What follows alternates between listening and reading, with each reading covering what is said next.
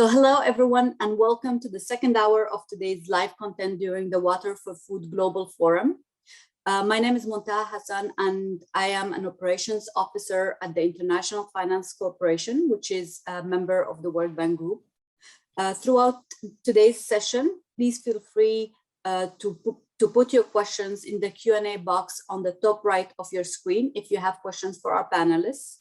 We will try to address as many of them as possible. We have 1 hour, so it will probably go very fast. So let's get started. And today's subject is about innovation and entrepreneurship. And we thought that it would be very important to include a discussion about farmer-led irrigation. And today's session is about that. But first, I would like to introduce Mark Smith to provide a brief opening to this session to get us started. Mark is Senior Director of Water Systems at CGIAR and Director General of the International Water Management Institute. Mark brings more than 25 years of research and program management experience in water resources, agriculture, climate, and sustainability. Mark, the floor is yours. Thank you, Montaha. And I'm also very happy to be able to join the event today and help kick things off. Colleagues and participants, it's a privilege. It's a real privilege to be able to welcome you all to this future-oriented and solution-oriented dialogue on farmer-led irrigation. And in a very real sense, the future is now. The future in which the development of farmer-led irrigation will have to flourish is coming faster than we thought. Before us, we see the emerging world in which we have to tackle global food and nutrition goals. And it is one with many challenges, and inescapably climate change looms large. In August, the IPCC launched its latest report on climate change, and it sends a clear and powerful message, a sobering message, that the climate is changing now and action is urgent. It tells us that floods, extreme precipitation and droughts, and water scarcity we've witnessed in 2021 are a warning, and that the changes in the water system that are underway are just the start. Water management and water resilience have therefore never been more important. For smallholder farmers in Africa facing this future, with these odds, farmer-led irrigation is an absolutely vital tool for building resilience to what lies ahead. And in that context, it's not surprising that in our research at IMI, we have observed that farmers are already investing in water to adapt to climate change. We've seen that these farmer-led investments in irrigation are informed by both their water needs and by the markets for which they produce. As a result, supporting innovation and entrepreneurship by smallholder farmers to help them build successful, climate-resilient livelihoods depends on overcoming barriers to investment by farmers in water solutions and on the functioning of agricultural value chains. Our assessments at IMI, based, for example, on the partnerships that we have through USAID's Innovation Lab for Small-Scale Irrigation, is that seizing the opportunities of farmer-led irrigation rests on 4 fundamental needs. First, a systemic approach to innovation and adaptive scaling, which goes beyond putting pumps in fields. And therefore, second, strengthening the enabling environment of policy, value chains, and inclusion to amplify scaling. And third, national multi-stakeholder platforms to overcome systemic barriers, such as we're leading in Ethiopia alongside the 2030 Water Resources Group. And finally, fourth, building the capacity of the next generation.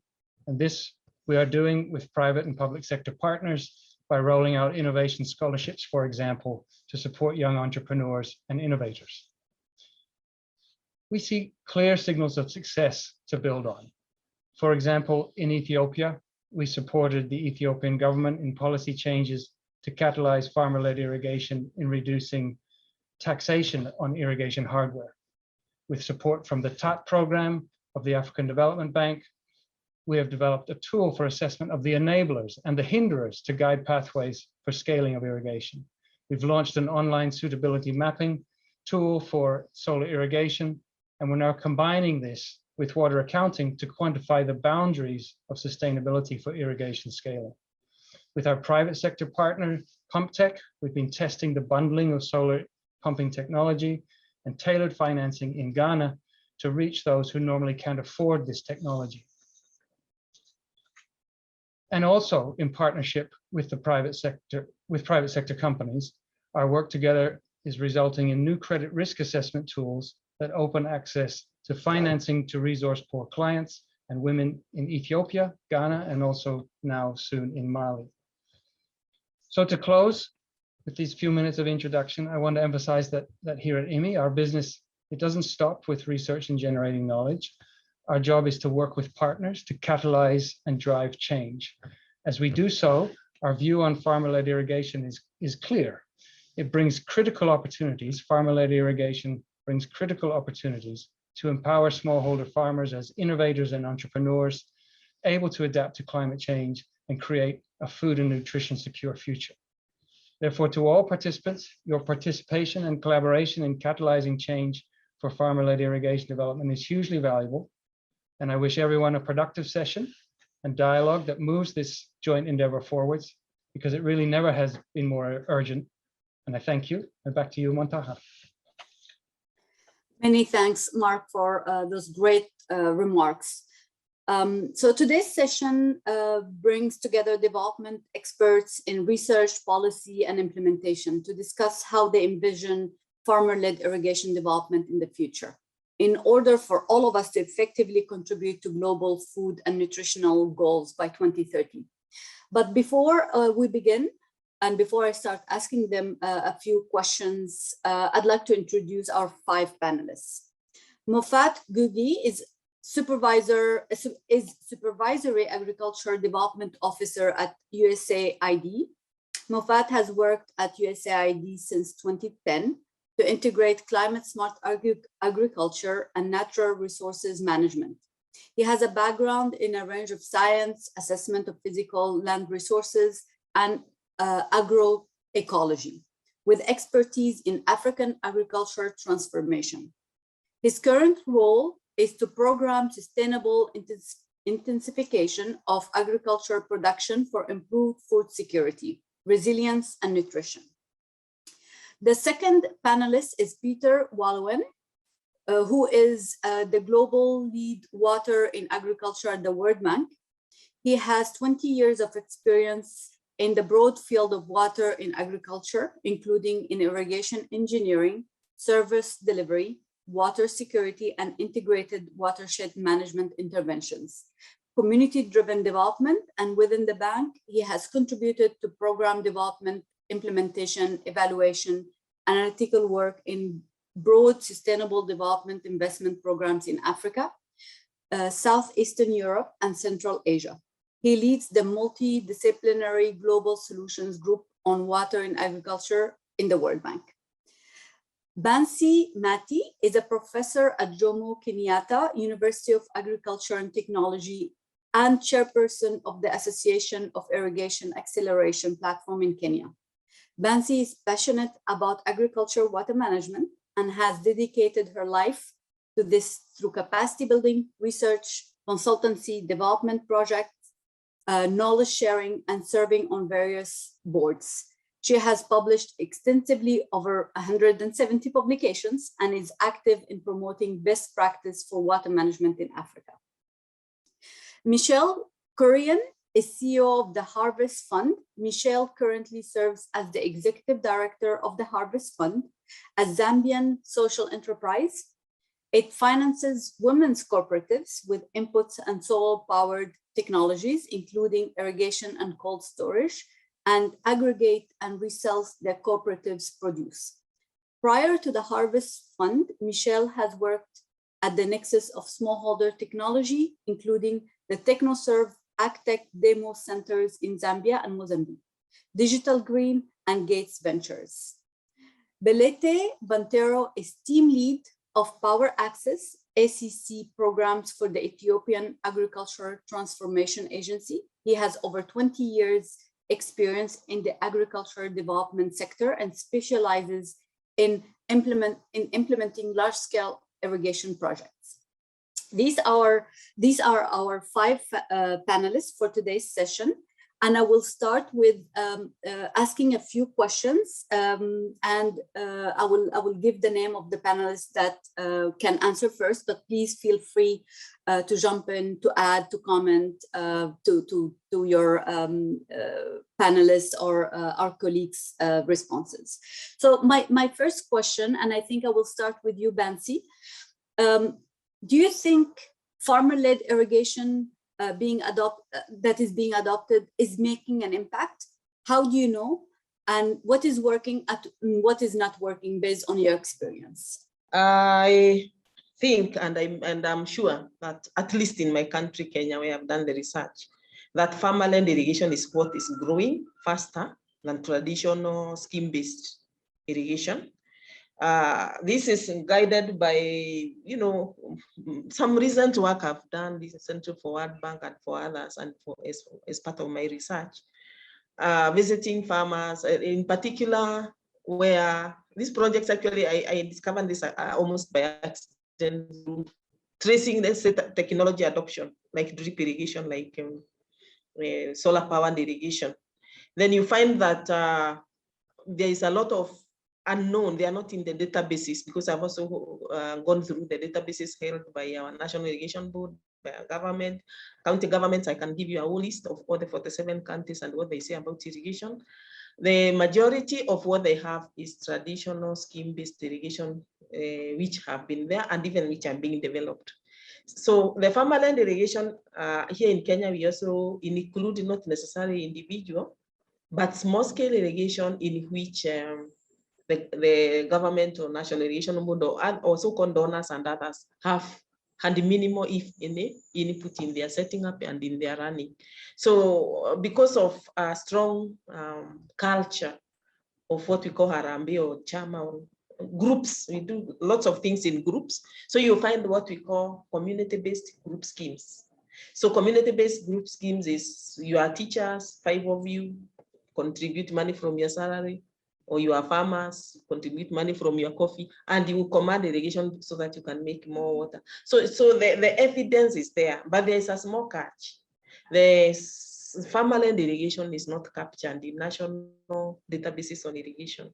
It is so much one-on-one, one farmer to one private sector provider, that it's very hard to also put on the table hard data, which you can say, oh, there are so many FLID farmers in my country.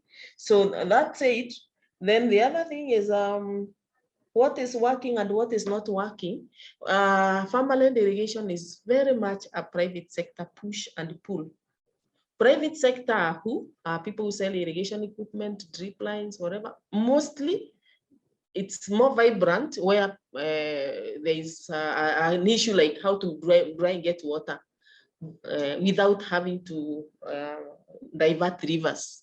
So therefore, at that level, it becomes a kind of a one-on-one. One farmer buys a pump, another one buys a pump. Then the seller of the pump sees a value chain. And therefore, it is so private sector led that it grows in its own, on its own oil. And the private sector itself is also changed. You don't have to travel from wherever you are to Nairobi to buy anything you need. Therefore, the competition is there, so they are able to reach the farmer through the phone and bring things and come and so. Then there's also another level with the collapse of the government extension. I shouldn't say collapse. It is not doing as well as it used to do. It's there. The private sector kind of marketing. You don't even want to call it extension. Let's call it marketing. They send people on foot. They send people on motorbike who advise, I have this product, you can buy this, I can sell this for you. So that niche is so vibrant. Problem is, it is not mapped. Then the other thing was the link to what's not working. You also wanted me to say what's the challenges. The challenges are that these are people are working on a one-on-one basis. So one of their problems is, let's say, gathering enough critical mass to command maybe a whole tractor, a whole container to come and pick product. So when they are one-on-one, one here, one there, unlike in traditional irrigation scheme, which, you know, if I take my trailers to where I get rice full, if I take my trailers to Pakela, maybe I fill it with cabbage or something. So that sort of reduces the market access and market linkages for these individual farmers. Then my parting shot is, so that I don't talk for too long, is that what should we do? I'm of the opinion, in all our respective countries, we need to start with a mapping exercise. You can't plan for what you don't know. As I'm talking to you here, I can't give you the number of, and I'm challenging a Kenyan who knows how many FLID farmers we have in this country, who may be in our other neighboring countries, the story is the same. So we could easily do a very easy mapping exercise. I myself, I run an association of irrigation. We have been combining databases slowly from how we can, one by one, county by county, county by county. So if one wanted to do this PAP, it can be done. There is ICT methods. There are people on the ground. It can be done much faster now than let's say 10 years ago when you really had to walk from door to door. So thank you. And I think the meeting is just starting. So if there are other issues, I can always add later. Thank you. Thank you very much, Bancy. I would like to invite Belete and Moffatt to see if they have anything else to add to this question. I guess if Belete is not going, I can. Again, Moffatt Ngugi here. I work with USAID. And thank you so much, Professor Mati, for that overview, because indeed, I think the biggest problem is data and information. We do not have good inventory of farmer-led irrigators or farmer-led irrigation. At USAID, we really do try to program a lot on improving food security and agriculture through irrigation and other means. And the kind of data we have is mostly aggregate data of agriculture sector as a whole in the various places we program. And I can potentially even put a link here in case it's going to be shareable with the audience in some of our results on agriculture. Now, this is very aggregated, broad data in the various countries we work, but you'll see that there is not a delineation or a subcategorization of the kind of impact we get from small-scale irrigation.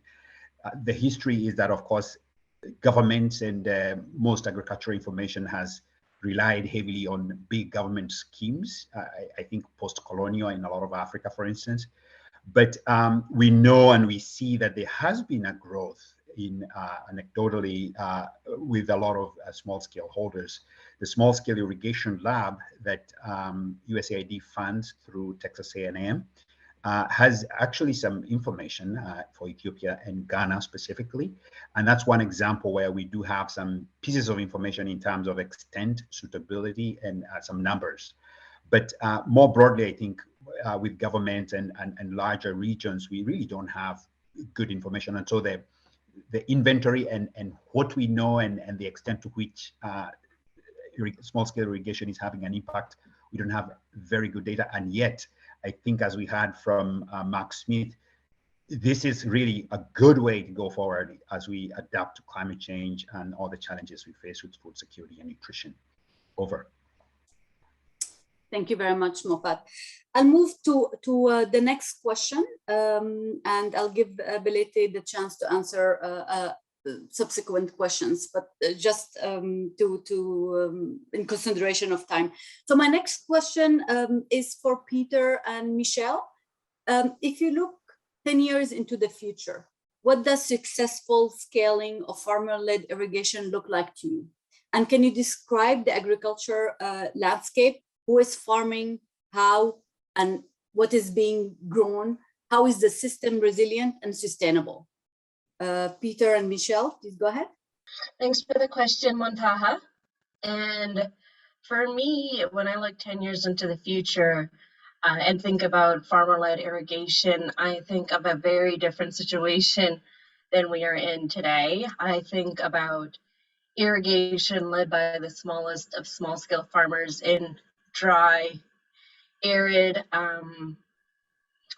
very poverty-stricken or crisis areas such as Mali and Mozambique and Zimbabwe, and that the irrigation is also reaching hard-to-reach populations, those who are 10 or 20 kilometers or more from the main road, or women, youth especially, who might not typically have the confidence or the socioeconomic authority to go to a distributor, say a solar power pump distributor today, and purchase the pump just because of the barriers that are involved in doing that. And also in terms of crops, I see that these people are able to cultivate crops year-round, which is incredibly important in arid regions. Cash crops, so whether it's green maize in the off-season, or tomatoes and vegetables, or maybe in another region it might be rice, maybe the cash crop. I see that happening, and slowly they'll be able to use their revenues, earned income to buy a small three-wheeler, to buy a truck, to make that access to market a little bit better and gain the confidence of bigger buyers to really rejuvenate the agricultural markets in their area. Thank you, Michelle. Peter, would you like to add something? Yeah, sure. And knowing that and thanks for the question, and knowing that none of us can predict the future, but there was also nice perspectives in the video that was prepared by you all. But just to add to what Michelle was saying, I think taking a step back, I think even the I think it will have, what will definitely happen is we will change the way we look at how irrigation is organized and the role of different stakeholders. And I think that is going to be impactful in farmer-led irrigation, but even beyond. And I think that's funny. The first question where you asked, is farmer irrigation being adopted? That's probably even the wrong question. It's not about adopting something that you're leading yourself, right? So that is so it is that kind of thinking of irrigation as something that is led by farmers, which it has always been, and it's not that something that now us here in this call are inventing that. But it's also that governments, hopefully in 10 years, have started seeing themselves more as enablers and regulators rather than as the deliverers of irrigation service or the providers of handouts that give farmers the chance to irrigate. So I see that, and I see a whole emerging of different dealerships, support services, movements to scale that are already happening and will have become larger and less in the informal sphere. It will still be paralegal in many ways, and many things will be outside what will happen. If we do it successfully, I think the big point is what Michelle was mentioning, the diversification of agriculture into different kinds of crops. And ideally, a broadening of this movement that is happening to make it more equitable, make it accessible to the more vulnerable farmers with more inclusive development strategy. So I see that. And then lastly, I think irrigation also becomes then more of an insurance strategy. Then it becomes a yes or no. It becomes much more fluid. What is irrigated, what is not irrigated agriculture. We will see a much more of a shift into risk-based strategy, which will be necessary in 10 years because climate will have further changed. So yeah, couple thoughts to it. Great. Thank you very much, Michelle and Peter. Belete, I hope you can unmute yourselves because the next question is to you actually. So could you please tell us about your favorite example of farmer-led irrigation from the last few years? Which examples could serve as effective case studies for scaling farmer-led irrigation? Great, thank you. Thank you, participants of this important meeting. Yes, the best example we have, in Ethiopia. First of all, farmers-led agriculture, farmers-led irrigation is becoming a critical and vital part of the society this time. This is visible in Ethiopia because we are in crisis and in war zone. You find a lot of irrigation-based products to even people are in siege. So we have plenty of examples with farmers-led irrigation success. It's no more, back to the private or public or government-led, because we have a lot of inefficiencies, failures, or expectations, dependency syndrome. But this time, because the farmers have an autonomy and practicing the technology by themselves, they are deciding for themselves. So we have a lot of good practices and best practices when you go to the eastern side of Ethiopia.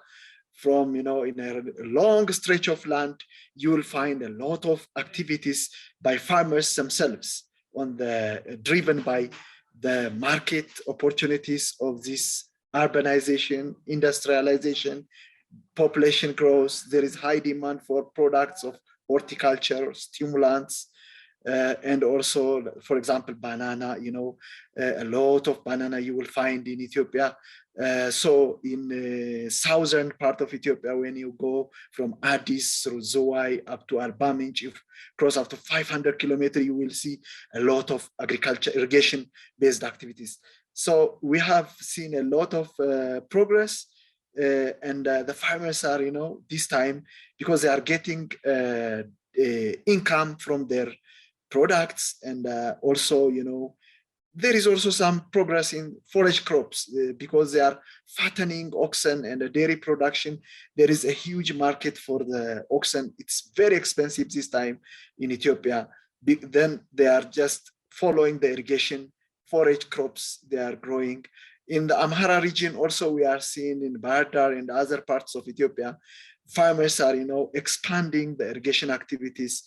But in the eastern part, we have seen also some negative aspects. Because of intensive irrigation activities, there is a loss of water. There is a shrinkage of lakes in the Zwai side, and in the eastern part of Ethiopia, there is also disappearing or shrinking of some lakes like Alamaya and others, because they finish the water. Because of active engagement in the irrigation activity, they start to drill the ground. So there is, because we have a lot of potential in Ethiopia, we are still 7 to 10, 15% we used. We encourage, we promote with our, there is a good news now also this week, irrigation become a minister at a ministerial level, cabinet level. So IUMI have to be proud of their activity because it comes to this stage. Thank you. Thank you very much. My next question is to Peter, Michelle, and Bancy, and please feel free to add if the other panelists would like to add. But how should actors involved in scaling farmer-led irrigation work together to achieve impact at a larger scale and at a faster pace to reach our goals of 2030? Peter, if you could please start. Sure, and I think that's also answering one of the questions in the chat. But I mean, there is a clear need to overcome bottlenecks in financing. Public financing is not going to be sufficient to scale at the pace at which people want, and the delivery models are too expensive, frankly. And too slow. So there's a paradigm shift that I talked about earlier of thinking about what is the role of a government or a financier in terms of developing irrigation, whether it's supposed to be all supply driven or enabling the growth of local private sector with and communities with their own incentives and build on that rather than replace that with big programs. It's not an either or, but it's an and question. And I do think that there's a lot of parallel work that's happening, right? We have government programs, we have NGO programs, we have research, and there's a lot to be done in bringing that together. Of course, that requires a little bit more transparency, openness, agility from all of us in these stakeholder dialogues to really get to solutions that are scalable and that are working across different platforms, and not everybody is proud of their own little pump that they have been able to deliver to one farmer, right? So I think that is the model that we need to go to. So a more facilitating government and government facilitating the initiative of private sector, and then financiers enabling that to happen, and bringing in the knowledge that is there on how do these things scale, and what are the opportunities to make it more broad-based. So that couple of thoughts I would add to this. Mm-hmm. Thanks. Thank you, Peter. Michelle, would you like to add something? Yeah, I can share something at a very practical ground level. I think it would also answer one of the questions in the chat. What practical measures would you highlight, especially to increase irrigation coverage in Africa? And also where we work in Zambia, but south of Lusaka, so some of the more drought-stricken areas which are in need of farmer-led irrigation. But what we do when we work with the different actors are exactly what Peter has said, but we work with the Ministry of Agriculture at the district level. So we do everything from informing them of our strategy, bringing the extension officers along, involving them in field days. So it's the government side. The private sector actually plays a huge role, both the informal and formal. So private sector, we work with social enterprises such as Vitalite Zambia. They help source with our solar powered pumps, and other Zambian private sector companies. They help with the borehole drilling, and informally are both where we help our cooperatives sell their produce. So just a very quick example of practical measures, as well as involvement of different actors in getting small scale irrigation underway. Thank you, Michelle. And Moffatt, would you like to share with us your insights as well on this particular question?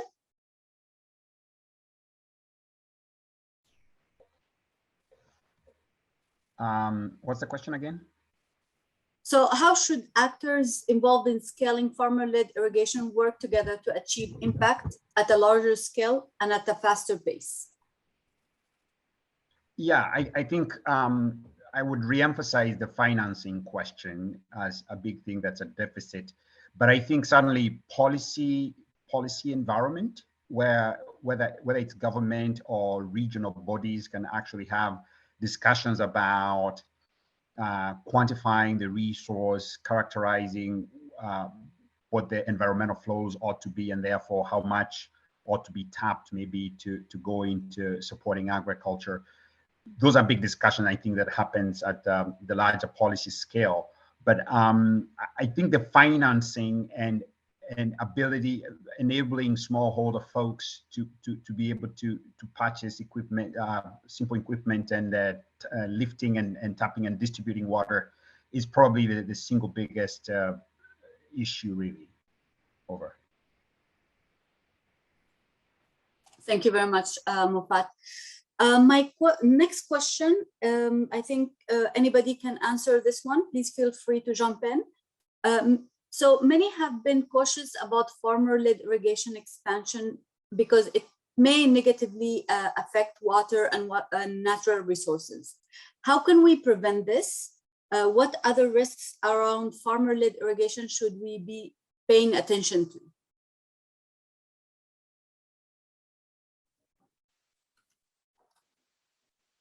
Happy to kick that off, because I think it's a genuine risk, and I think it's one that definitely needs attention, but I also wouldn't exaggerate it. The issue comes typically from a projection of the issues that are happening in South Asia, which is a very different context onto the Africa context. And we forget that in Africa, there is a major issue with economic water scarcity, where there's lack of access. And there's, as one person put in the question in the chat, there is definitely an underdeveloped irrigation or water resource development, right? So yes, it's a question. It needs attention. It needs attention probably in 30 years more than it needs today.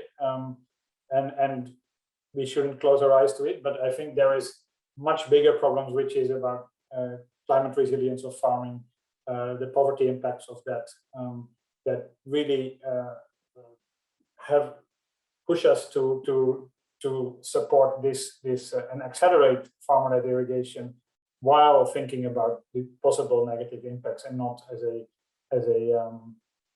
putting a barrier or brakes on that development. And I think the main point here is not to say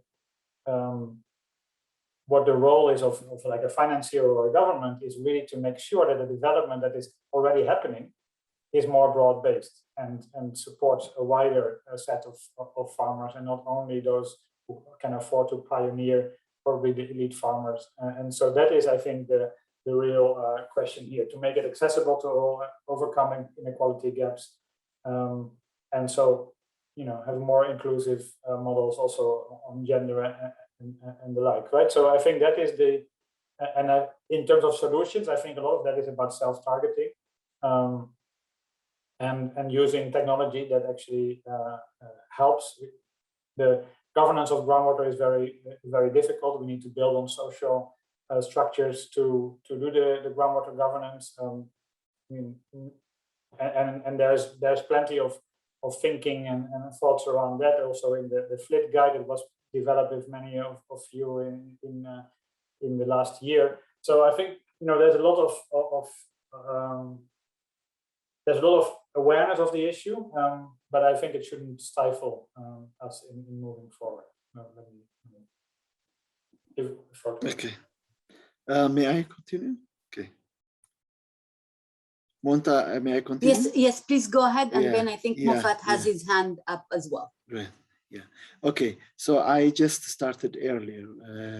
I highlighted some impact from the water resource overutilization side in some part, but I mentioned also the farmers-led agriculture is, you know, solving a lot of critical problems in Ethiopian context, because sometimes you cannot reach all the farmers in the rural and in different parts of Ethiopia. We have also a problem with the public-led agriculture or irrigation systems. So, so one of my proposal for mitigation measure is, I actually pasted that in the chat box. A project like this one has to promote this, you know, water-saving, energy-efficient technologies. Also, farmers could be supported by operation maintenance, and also in supply chain parts, some technologies, as well as there is also an issue with respect to the conservation aspect. So we have to inline the conservation aspects, the watershed management aspects, that's undergoing in Ethiopia aggressively. Last year, you probably heard, we have plenty of billions of tree planting campaign for the last 3 years, because to promote this soil conservation and water conservation measures. So we have to also introduce some energy efficient technologies, small household and micro irrigation technologies, along with these hillside expansions. And also we have to promote advanced irrigation systems like vertical irrigations. This is how we can mitigate. But a project like this can introduce some mitigation measures. So if it is so, after 30 years, farmers-led agriculture will be, it's a modernized one, and will solve a lot of global problems, which is now also undergoing. Thank you. Well, thank you, Belete. Moffatt? Yeah, quickly chime in. I know we are running on time as well. This is a very important question, but I think, as Pieter has mentioned, we need to have the right emphasis, because if we're kind of talking about tapping fossil water or deep water, that's not really small scale sometimes. But for a lot of the surface flows, you could have regional constraints in terms of how much water actually is there to be tapped.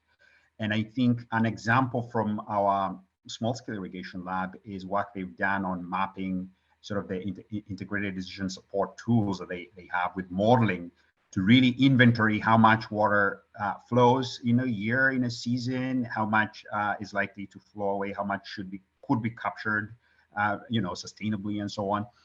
So there's a lot of work that can be done to characterize that. I think if you kind of have where you don't necessarily have physical constraints, it's also a question of how do you capture the water that does come in so that you're not necessarily losing opportunity. I want to maybe share also another link here for the audience to look at later, a story map of some of the work that we at USAID have done in exactly addressing this issue relating to water resources management sustainably. Thank you. Thank you, Moffatt. My next question is coming from the audience. So thank you very much for posting your questions in the Q&A box. And I would like to invite Bancy or Michelle to answer this one. So given the relative small sizes of most farms in Africa, how feasible is it to implement the sort of irrigation systems to irrigate field row crops? I can answer that. Bancy, you want to go? Yeah. Okay, you go ahead first. I'll follow up with you. Okay. First of all, irrigating the so-called small piece of land is better than leaving it to rain-fed irrigation. They are small even when they are rain-fed. So it's not about changing the amount of land that the smallholder has. But we all know it will yield 3 to 4 times better, more resilient and all that.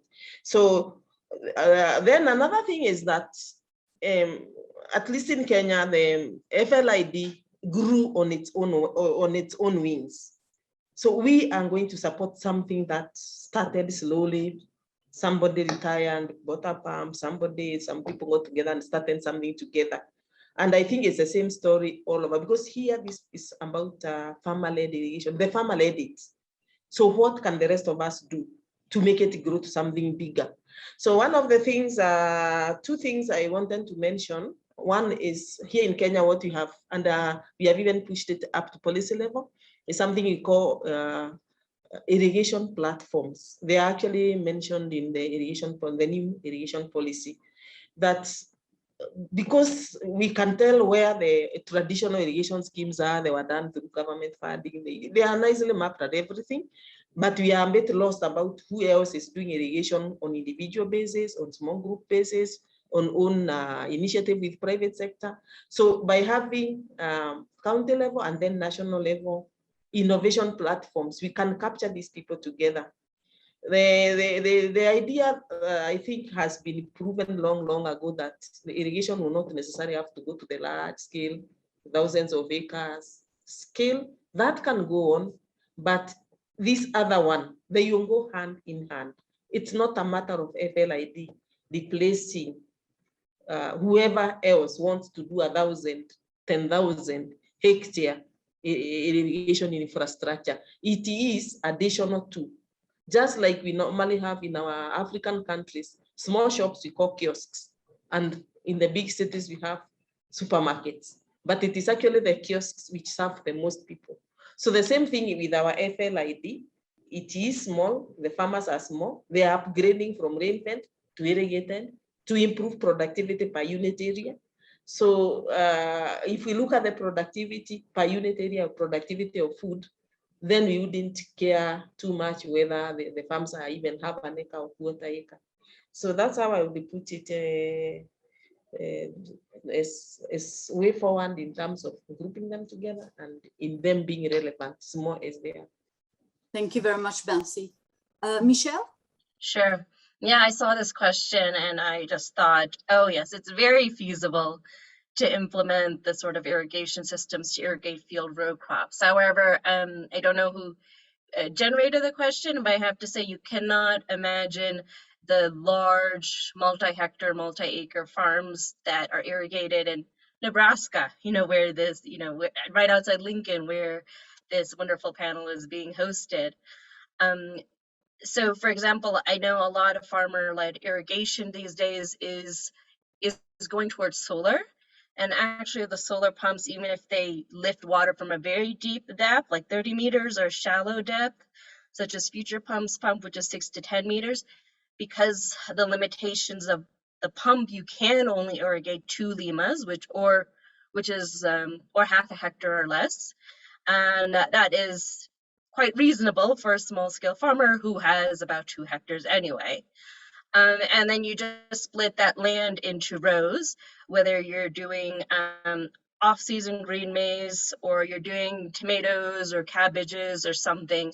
I would also say in more Western industrialized nations, you do have the drip irrigation, and that is still extremely out of reach for a lot of small scale farmers because of the cost.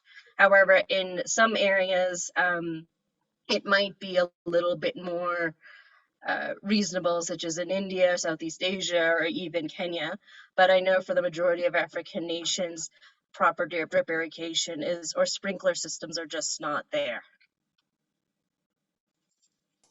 Thank you, Michelle. This is a question from the audience, and I invite any of the panelists to answer it. So food security remains a huge challenge across sub-Saharan Africa, despite the big effort from different organizations to support the sector. What practical measures would you highlight, especially to increase irrigation coverage in Africa, which is currently around 5%?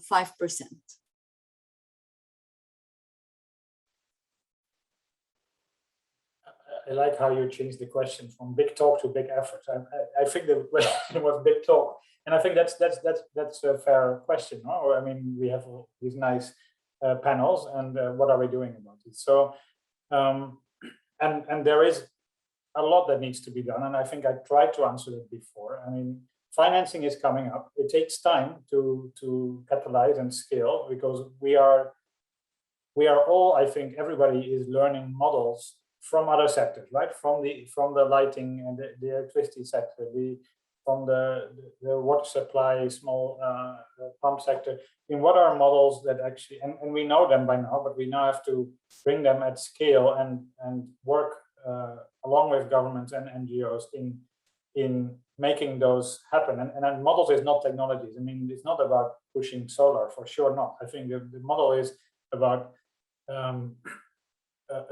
overcoming the bottlenecks that farmers have, and that might be finance. So it might be about de-risking the finance. It might be the technology that's not available. It might be their organization. Somebody asked about farmer cooperatives, and building a system in which they can thrive and they can scale. I mean, that is wherever we have seen this work. That has been the fastest growing. It is not about government thinking where this has to happen and then building it and getting World Bank financing or whoever's financing to then deliver, but really to build a system that responds to needs very quickly. And I think that is the way to go. And I think that was Bancy's point. We have to understand what the problem is before we start running with our solutions. And I think the problem is different in every context, and that is. That takes a bit of time, but and yes, from 4% to many, that definitely is a big question, but we are not going to get there with the traditional approach for sure. So that is the not very concrete answer, but I'm trying to be a bit at the continental level, and these will have different answers in very specific contexts in which we work. Thank you, Pieter. My next question is, what are the challenges and potential solutions in achieving small-scale irrigation for hard-to-reach and marginalized populations? And I invite any of the panelists to answer this one. I think it's a very tough one because we already struggle enough in some of the higher rainfall areas or places with, say, sufficient population or infrastructure access. And really promoting good practice for irrigation in such systems. And so when you add hard-to-reach areas, then there's usually the historic underinvestment, both in terms of just physical infrastructure. There's, of course, oftentimes those hard-to-reach places are also sort of physical water scarcity areas as well. And so it's a particular challenge to do that and would take maybe additional financing or additional attention. But to me, I think it's more a prioritization of policy. And I think maybe Professor Mati can also comment on maybe what we've seen in Kenya specifically with the devolution or the change in the constitution in Kenya, where there was a little bit more devolved government, so that places that were historically neglected suddenly have budgets and access to think about things. And so historically hard to reach places maybe can now, say in northern Kenya, be able to invest and work on doing irrigation. That's just one example. But I know in places like we are right now talking with our mission in Niger, and again, there are similar issues with trying to reach places through working with a government prioritization process where the policy says, this is a big priority for us, we want to invest. Private sector, of course, has to go where they're going to make money. And I think Nicole can also speak about some of what they're observing in Ghana, for instance, but certainly a more difficult one, especially with the private sector. So that I think that's a role more with some public policy nudging, but I don't know what others think. Over. I can just add to that, Montaha, very quickly, because I know we're short on time. But to build off of Moffatt's point, and also this question in the chat about Farmers Association cooperatives, one policy we saw shift in Zambia in the last few years was that it encouraged more formation of women's cooperatives, and in order to qualify for the fertilizer input subsidy program. And so when trying to reach women who are typically underserved in this farmer-led irrigation process, we really found that we had the pick of the litter in terms of choosing cooperatives who were both marginalized, off the main road, in drought-stricken areas, but who had the potential to work together to make good use of a water irrigation system. And I think also you have to meet the challenges, or you have to serve their needs. So in this case, the women had difficulty accessing cash. They, for example, couldn't ask for it from their husbands. So you work around that, and that's what we did at the Harvest Fund, where we said, okay, you can't repay us in cash because you're too far from the ATM, your husband won't give it to you. You can repay us with, if you grow such and such grains and such and such vegetables. So that's one way, a very practical way in both working with cooperatives around a policy that gave rise to the cooperatives and around the challenges of hard to reach populations. Thank you, Michelle. So there are other questions that are coming in from the audience. Unfortunately, that's all the time we have for the Q&A session. But before we go, let's hear some closing remarks from Mure. Mure is Agricultural Production and Marketing Officer for the African Union Commission. Mure, please go ahead.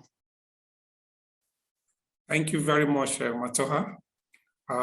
Distinguished participant, it has been an excellent presentation. We have had a very vibrant panelist. I'm sure in the last 1 hour or so, if we are to compile all that have been said, it will be more than a very good resource material for farmer-led irrigation in the continent. I will not attempt to summarize what they have said. I don't want to water it down. My task is to close the session. I wish there is a door I can just shut so that we cannot go, or maybe shut off the system. But there are some quick issues that I want to flag from the presentation and from the discussion this afternoon. On the fact that the farmer-led irrigation has actually become a vital tool in building successful and climate resilient livelihood in the continent. This is underscored, and I think this is what the farmers are doing. Farmer-led irrigation is everywhere in the continent. And as far as the farmers are doing it, it goes a long way to show how sustainable it is. The farmers are involved, they are taking charge of their development agenda, and the farmer-led irrigation is key to this. I've also heard a very interesting news this evening from the Kenyan example that the farmer-led irrigation is actually is now a front for farmers' unity in the Harambee flag. I think that is a good report. Also from the Ethiopian experience, that farmer-led irrigation is actually now being used for further production in livestock breeding.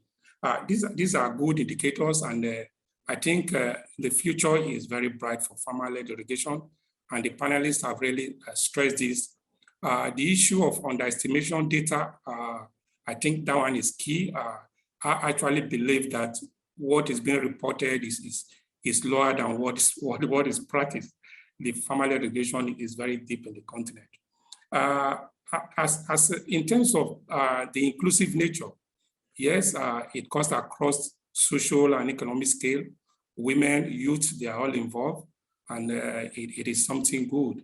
At the continental level, the African Union Commission also identified farmer-led irrigation development as one of the key development pathways for agricultural water management in the continent. And this goes a long way to buttress the fact that we can't but look at this sector and see how we can scale farmer-led irrigation. Distinguished participants, I want to close the session here. I thank you all for this time. I'll hand over to Montaha. Thank you. Thank you very much, Mure. I'd like to thank all our speakers for their participation in this interesting discussion. You'll see a poll on the right-hand side of your screen asking you to provide feedback on your experience. Of course, your response helps us continue to get better and further improve these sessions. Also, be sure to check out the forum schedule for other upcoming live and on-demand sessions this month. I'd also encourage you to join the Water for Food workspace on Slack to continue this very important discussion. You will see the link momentarily in the chat box. If you missed any part of this session, it will be archived soon in the on-demand section of this attendee website, and I'd encourage you to view some of the other on-demand sessions as well. It was a pleasure joining you today. Thank you very much again, and have a great day.